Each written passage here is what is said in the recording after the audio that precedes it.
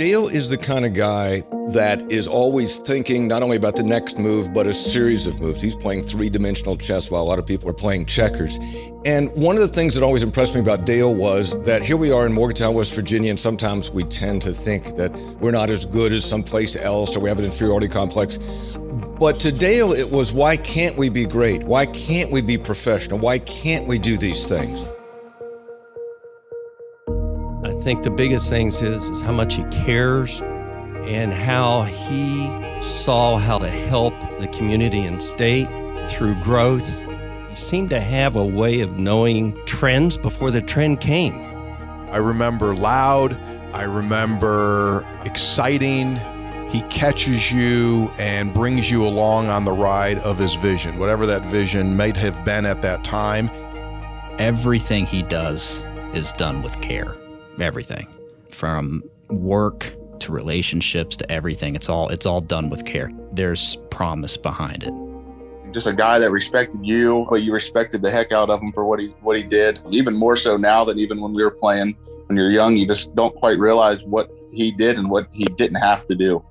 You look back on your life and you look at people who had influence on it, and sometimes those people, they're there for moments of your life, but the impact is so significant relative to the time that you have with that person. And I think Dale represents that as much, if not more, than anyone else in my life. The one thing that impressed me with Dale when I first started working with him is his passion for radio and his passion for making sure that we were the best at what we did. And when we had the Mountaineer Sports Network and we were producing the games through West Virginia Radio Corporation, Dale literally did it himself because he had that passion.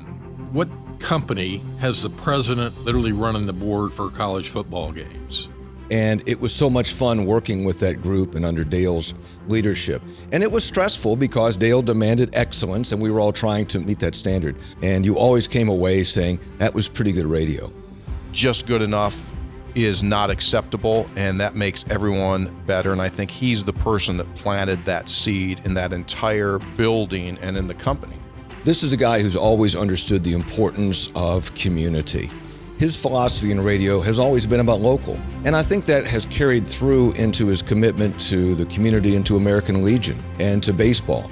I would go on a limb and say there was not a better setup in the country than what Dale provided for us. Just to be able to play on a college field that had atmosphere, freaking walk-up songs. It was big league atmosphere, the way he set it up.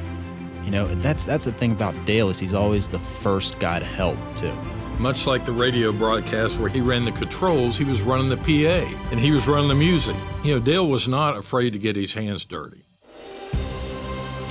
Dale was the first one on the field, raking the field every day and drawing the lines himself. And Dale ran a first-class organization, just like he does in any other capacity. And he expects the best from his talent and his players. To get the best out of them, he knows you have to invest. You're getting kids at 15, 16, 17 years old who, in some situations that he's had in the past, haven't had great home lives or anybody there to push them. Well, he's going to be that guy. He's going to be that guy to teach you what you need to learn, to give you those tools. Baseball was the conduit, but it's actually what he did for him. I think that's what people should understand.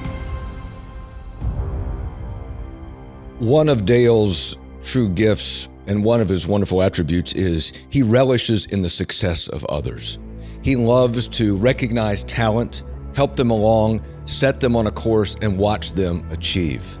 And he's done that with so many people, whether it's in baseball and American Legion or in radio.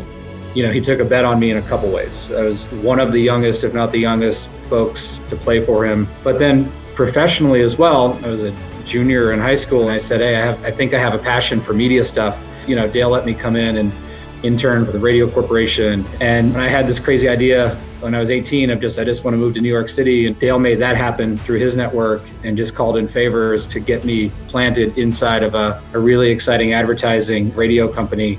That put me on a path that took me into some really fun parts of my life, and all the great experiences I've had started, with the influence Dale's had in my life. I know he's helped me out a ton. I wouldn't be here without him. I know kids in this area wouldn't be where they are without him and what he's done.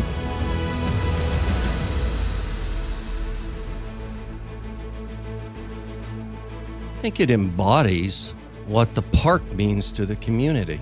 It ended up with his leadership and foresight that we were able to work with WVU, and between his energies and his expectations, he was able to get others to provide sweat equity, in-kind materials. We were able to work with WVU, and basically we moved Holly Field. And once all that started, it just rolled. It made people want to spend money on other fields there. Now we're getting these regional tournaments because of the quality, and it builds on itself. That's what it means.